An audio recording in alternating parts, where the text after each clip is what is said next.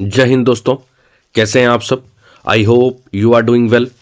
आज के इस लेक्चर में बच्चों हमारा जो यूनिट चल रहा था national foreign policy till Nehruvian era, Nehru युग तक राष्ट्रीय विदेश नीति 1964, इसी को हम आगे कंटिन्यू करने वाले हैं बच्चों। और ये हमारा रहने वाला है पार्ट थर्ड। आपको बता दूं, इससे जो प्रीवियस पार्ट था सेकंड पार्ट, वहां पर हमने पढ़ा था नॉन अलाइनमेंट मूवमेंट के बारे में, यानी कि नाम के बारे में, है ना। हमने अच्छे से पढ़ा कि नाम क्या था, कैसे बना था, क्या क्या उसमें भारत का इंपॉर्टेंट रोल रहा है और कैसे कैसे पंडित जवाहरलाल नेहरू जी ने जो है बहुत ही अहम भूमिका निभाई है बच्चों, राइट। वैसे ही इस लेक्चर के अंदर हम लोग पढ़ने वाले हैं बच्चों इंडिया पाकिस्तान रिलेशंस के बारे में।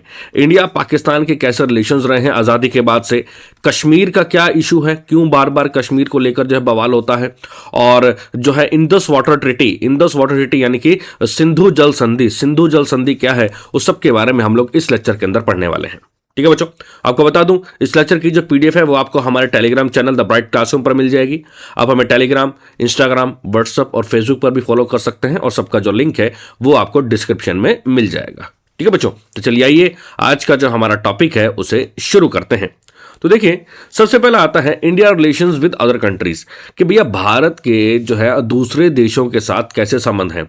तो देखिए, early in 1947 at the initiative of India the Asian relation conference at Delhi was convened with the principle of foreign policy of independent India were proclaimed. ये आपको याद होगा, मैंने प्रीवियस लेक्चर में जब हम नाम पढ़ रहे थे, नॉन अलाइनमेंट मूवमेंट पढ़ रहे थे, वहां पर मैंने आपको बताया था कि 1947 के अंदर दिल्ली के अंदर जो है एशियन रिलेशन कॉन्फ्रेंस आयोजित की गई थी। ठीक है, जिसका मेन उद्देश्य यही था कि भारत ने क्या किया, सभी अलग अलग देशों के जो लीडर्स थे उनको बुलाया, उनको इनवाइट किया, उनको बताना चाहा कि भैया हमारी बेसिकली फॉरेन पॉलिसी है क्या। ठीक है, जो इंडिपेंडेंट इंडिया है, जो आजाद भारत है, उसकी फॉरेन पॉलिसी है क्या, है ना। बेसिकली यहां पर क्या था, इस कॉन्फ्रेंस को इसलिए बुलाया गया था ताकि जो एशियन कंट्रीज हैं, जो एशियाई देश हैं, उनके साथ अपने रिश्ते और अच्छे कर सके भारत, है ना, ताकि दोबारा कभी भी कोई भी कहना वेस्ट कंट्री कोई भी आके कब्जा ना कर सके किसी के ऊपर, right. From the beginning India's foreign policy concern itself not only with narrow national interest but also how it would impact other colonies in Asia and Africa. क्या कहना चाहता है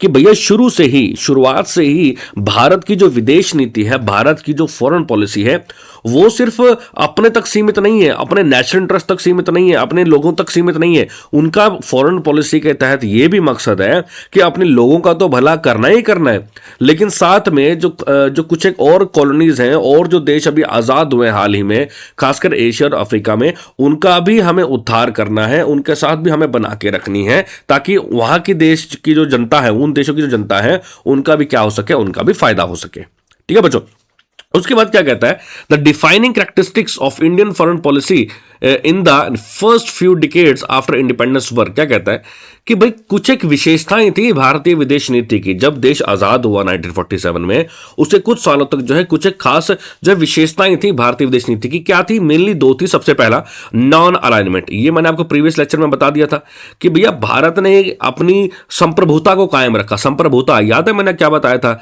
कि भैया अगर घर के अंदर सब्जी बनानी है तो माता जी आपसे सलाह करके बना लेती हैं, लेकिन पड़ोसी से सलाह नहीं करती हैं, है ना। तो नॉन अलाइनमेंट, हम किसी भी, उस टाइम पे देखो कोल्ड वॉर चल रहा था, शीत युद्ध चल रहा था, ठीक है, दो पावर ब्लॉक थे, यूएसए और यूएसएसआर। तो भारत ने किसी भी तरफ जाना ना मतलब मंजूर नहीं किया कि नहीं भैया, ना तो हम यूएसए की तरफ जाएंगे ना हम यूएसएसआर की तरफ जाएंगे, हम नॉन अलाइंड रहेंगे, हमारा झुकाव किसी की तरफ नहीं रहेगा। तो ये सबसे इंपॉर्टेंट था इंडियन फॉरेन पॉलिसी का, सबसे इंपॉर्टेंट कैरेक्टरिस्टिक, सबसे इंपॉर्टेंट विशेषता यही थी।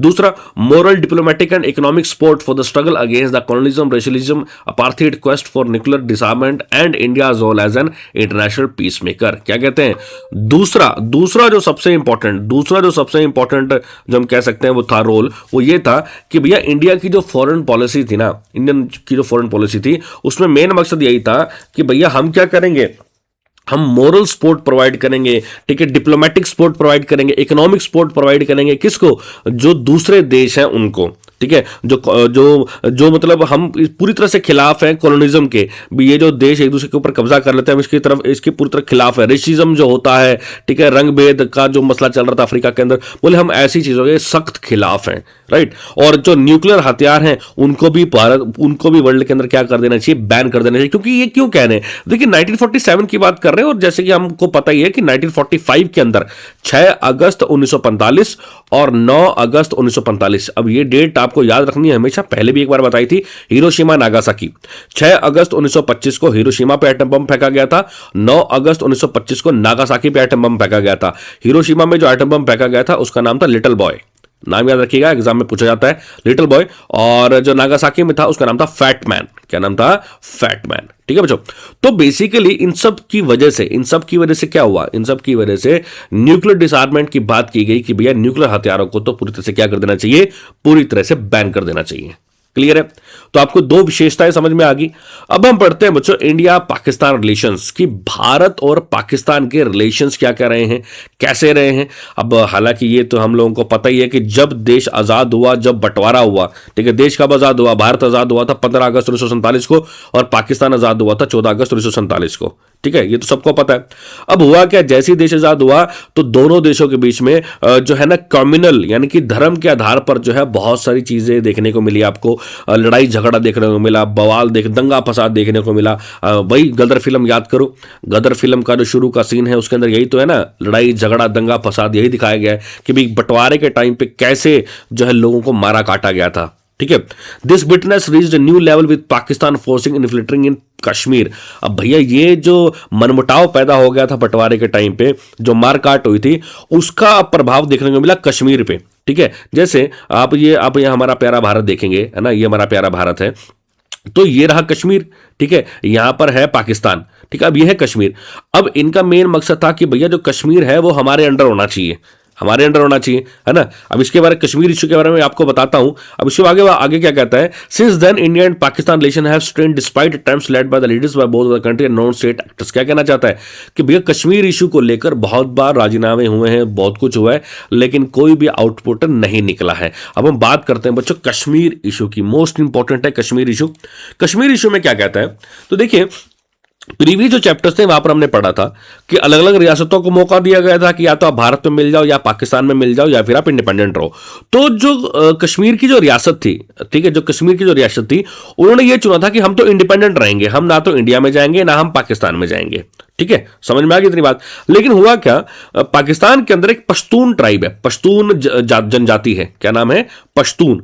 तो इन्होंने क्या किया, पाकिस्तान सरकार ने क्या किया, सिंपल भाषा में, कि पाकिस्तान सरकार ने पश्तून जाति के जो लोग थे उनको हायर किया। ठीक है, और उनको जो है ना कश्मीर के अंदर एंट्री करवा दी और बोले वहां जाके गोलीबारी करो, ठीक है, वहां पे हमला कर दो कश्मीर के ऊपर। ठीक है, तो पश्तून जनजाति ने पाकिस्तान के कहने पर क्या कर दिया, भारत के ऊपर हमला कश्मीर के ऊपर हमला कर दिया। ठीक है, अब जो उस टाइम के जो राजा थे कश्मीर के, उसका नाम था राजा हरि सिंह, जो कि डोगरा वंश के थे। राजा हरि सिंह जो कि डोगरा वंश के थे। अब इनके पास इतनी आर्मी नहीं थी कि वो पश्तूनों का मुकाबला कर सके, तो इन्होंने मदद किसकी मांगी, इन्होंने मदद मांगी इंडिया की। इंडिया कहते भैया हम बीच में आ जाएंगे, क्योंकि देखो आ तो जाएंगे लेकिन भैया वो दूसरा देश है पाकिस्तान, कल को बवाल होगा। ठीक है, हम तो वैसे ही नॉन अलाइनमेंट मूवमेंट में जा रहे हैं, तो भैया अगर आप चाहते हो कि हम आपकी मदद करें तो आप एक काम कीजिए, आप इंस्ट्रूमेंट ऑफ असेशन पे साइन कर दीजिए, यानी कि संधि पत्र पे साइन कर दो। इसमें ये लिखा हुआ है कि भैया जो कश्मीर है वो भारत का हिस्सा है। बोले अगर भारत का हिस्सा होगा तो हम ये मानेंगे हमारे पे हमला हुआ है, और हमारे पे हमला हुआ है तो भैया ऑब्वियस सी बात है, फिर तो हम जो इनको खदेड़ देंगे बिल्कुल अच्छे से। समझ में आया इतनी बात। तो वही बात उसी के बाद ये हम प्रीवियस लेक्चर में पढ़ा ही था। तभी राजा हरि सिंह ने इंस्ट्रूमेंट ऑफ असेशन के ऊपर साइन किए और जो है फाइनली जो कश्मीर था वो किसका पार्ट बन गया, वो भारत का पार्ट बन गया, है ना।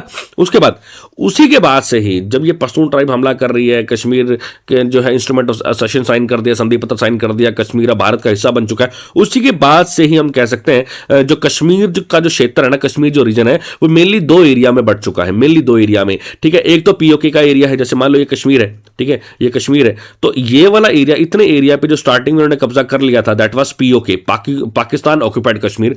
और बाकी का जो कश्मीर है वो किसका है, वो है भारत का। ठीक है, बाकी कश्मीर के अंदर आपको जम्मू मिलेगा, कश्मीर मिलेगा, लद्दाख मिलेगा। हालांकि जम्मू एंड कश्मीर और लद्दाख आज के टाइम में तो यूनियन टेरिटरी है, ठीक है, उस टाइम पे राज्य थे।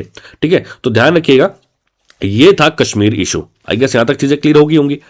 अब हम हमारा नेक्स्ट टॉपिक पढ़ते हैं, लास्ट टॉपिक है आज के लेक्चर का, that was Indus water treaty. इसको हिंदी में बोलते हैं बच्चों सिंधु जल संधि। मोस्ट इंपॉर्टेंट है, एग्जाम पर्सपेक्टिव से मोस्ट इंपॉर्टेंट। 1960 में यह सिंधु जल संधि हुई थी। देखिए बहुत सारे समझौते हुए हैं इंडिया और पाकिस्तान के बीच में, लेकिन हम कह सकते हैं कि सिंधु वाटर ट्रीटी, सिंधु जल संधि ही एकमात्र ऐसा समझौता है जो कामयाब हुआ है और कोई भी कामयाब नहीं हुआ है। ठीक है, अब जैसे आपने पढ़ा होगा पंचनद, 5 नदियां झेलम, चिनाब, रावी, ब्यास, सतलुज, राइट, वैसे उनके साथ आती है सिंधु। तो आप देखेंगे ये नदी जा रही है सिंधु, यहाँ पे आप देखेंगे ये नदी जा रही है सिंधु। ठीक है, अच्छा इसके नीचे ये रही झेलम, ठीक है, ये रही चिनाब, ये रही रावी, ठीक है, ये रही ब्यास और ये रही सतलुज। सिंधु जल संधि में यह कहा गया था 1960 में, यूएन ने यह संधि करवाई थी, यूनाइटेड नेशंस ने। इस संधि में यह कहा गया है कि भैया ऊपर की जो 3 नदियां हैं ना, ऊपर की जो 3 नदियां हैं, ये वाली 3 नदियां, इन पे तो पाकिस्तान का हक है, इन पे क्या है, पाकिस्तान का हक है। और नीचे की जो 3 नदियां हैं, दैट इज रावी, ब्यास, सतलुज, इनके ऊपर इंडिया का हक है। इनके ऊपर किसका हक है, इंडिया का हक है। इतनी बात तो क्लियर हो गई। दूसरी बात, ऊपर की 3 नदियों का पानी जो है भारत रोक नहीं सकता, उनको पाकिस्तान को भेजना ही पड़ेगा। लेकिन हां, नीचे की 3 नदियां जो है इनका हम पानी, नीचे की 3 नदियां कौन कौन सी हैं, रावी, ब्यास, सतलुज, इनका पानी भारत रोक सकता है। एक बात तो ये। नेक्स्ट इंपॉर्टेंट बात, ऊपर की जो 3 नदियां हैं, दैट इज सिंधु, झेलम, चिनाब, इनका पानी का यूज करने का रेशियो है 80:20, यानी कि 80% इसके पानी को यूज करेगा पाकिस्तान और 20% यूज करेगा भारत। और भारत 20% क्यों यूज करेगा, क्योंकि भैया भारत की जमीन से होते हुए निकल रही हैं ये। नीचे की जो नदियां हैं ये भारत से ही निकल रही हैं, ठीक है, तो इनके ऊपर पूरा का पूरा कंट्रोल किसका है, पूरा का पूरा कंट्रोल भारत का है। लेकिन इनको रोकने के लिए यहां पर डैम चाहिए, डैम चाहिए, इसलिए कई बार लड़ाई झगड़े होते रहते हैं पाकिस्तान के साथ। अब डैम यहां पे है नहीं, तो इसलिए हमें मजबूरी में क्या करना पड़ता है, पानी को कहां भेजना पड़ता है, पाकिस्तान को भेजना पड़ता है। हम कई बार भी, जब भी इंडिया पाकिस्तान का कोई बवाल होता है, तो हम यही सुनते हैं ना कि पानी बंद कर दो, पानी बंद कर दो। पानी बंद करने का मतलब यही होता है बच्चों, ये कि यहां पर डैम बना दो और रावी, ब्यास और सतलुज, इन 3 नदियों का पानी रोक दो, जिससे पाकिस्तान के अंदर जो भुखमरी फैल जाएगी, पाकिस्तान हाहाकार मच जाएगा पाकिस्तान के अंदर। क्लियर है इतनी बात। अब सिंधु जल संधि का और डिटेल में पढ़ते हैं। तो देखिए यही एक एग्रीमेंट था सिंधु जल संधि, जो आज तक कामयाब हुआ है, और ये 1960 में साइन करवाया था यूएन ने। और किन 2 नेताओं ने किया था, तो भारत की तरफ से थे पंडित जवाहरलाल नेहरू, और पाकिस्तान की तरफ से उनके प्रेसिडेंट राष्ट्रपति थे अयूब खान। क्या नाम था, अयूब खान। ठीक है, इसमें वही है जो मैंने आपको बताया कि according to this treaty the water of Indus basin would be jointly utilised by both Pakistan and India the proportion of 80:20। ऊपर की 3 नदियों का पानी 80:20 में होगा, नीचे वाला जो भारत का होगा। ठीक है, India to have control over the east flowing rivers, namely the Beas, Sutlej and Ravi.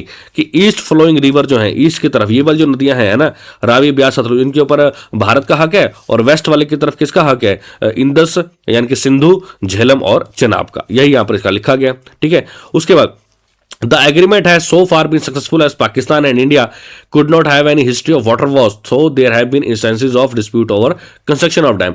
क्या कहता है कि एग्रीमेंट इतना कामयाब रहा है कि आज तक कभी पानी को लेकर लड़ाई नहीं हुई है इंडिया और पाकिस्तान की। हाँ, डैम बनाने को लेकर होती है, ऑब्वियसली बात है, डैम बनाने को लेकर तो होगी। जैसे हम बात करते हैं कि हम तो यहाँ पे डैम बनाएंगे, तो पाकिस्तान को लूज मोशन लग जाते हैं। पाकिस्तान कहता नहीं भैया, पाकिस्तान को बुखार चढ़ता है, पाकिस्तान को नींद नहीं आती कि भैया डैम मत बनाना प्लीज, डैम बनाओगे तो हम ये कर देंगे वो कर देंगे, बोले हम तो भूखे मर जाएंगे, डैम मत बनाना।